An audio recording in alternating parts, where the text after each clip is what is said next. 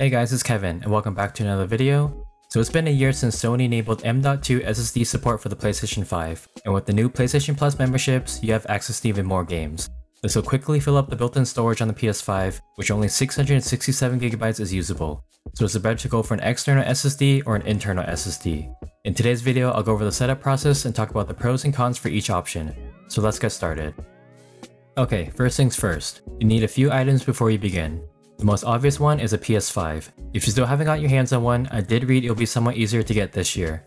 Next, you need an external SSD and a USB-C cable, or an M.2 SSD with a heatsink. You also need a small Phillips head screwdriver. Alright, if you're going for the external SSD route, then this will be quick and easy.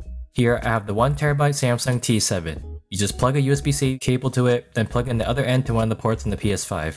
I recommend using a USB-C to USB-A cable. That way you can hide the drive behind the PS5 and not have a cable sticking out of the front. Now for the M.2 SSD, it'll take some time and effort, but still easy and straightforward. Not all of them will work on the PS5 since Sony has a list of requirements, which I'll list here and link down below. First, you want to remove all the cables from the PS5 and place it on a flat surface. The SSD slot is on the same side as the disk drive, so if you have the digital version, it's on the side that doesn't have the PlayStation logo. With the rear ports facing away from you, you grab the top part of the plate, pull up at an angle, and slide it off. Inside this metal plate is where the M.2 SSD will be stored. Just grab your Phillips head screwdriver and remove the single screw.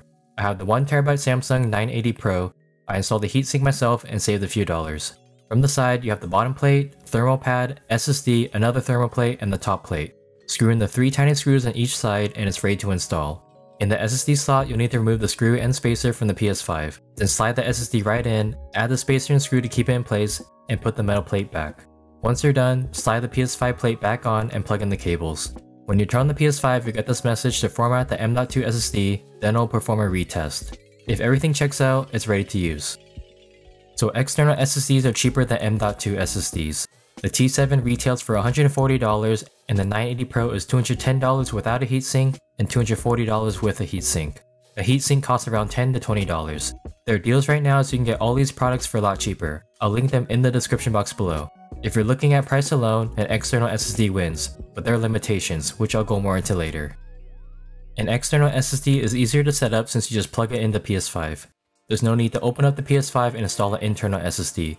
Sure, it's more convenient, but there's one downside. You can only store PS5 games on it, not play them. PS4 and older games can be stored and played though. This can be a hassle if you have a lot of PS5 games since you need to copy the game back to the built-in storage in order to play them. Depending on the type of games you play, PS4 or PS5, an external and internal SSD both win this round. But bonus points for an external drive since you can copy some video and audio files from a computer and play them on a PS5. M.2 SSDs are crazy fast. The 980 Pro has read speeds up to 7000 MB per second, while the T7 go up to 1050 MB per second.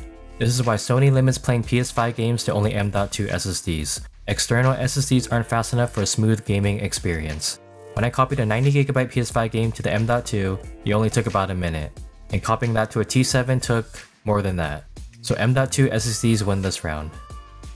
Overall, both types of SSDs have their pros and cons, and it'll depend on the type of games you download. If you want to save the extra money and don't mind copying PS5 games back and forth, then an external SSD will be fine. But personally, I would get the M.2 SSD. The speed and convenience is worth the extra money. And that's it for my PS5 SSD upgrade video.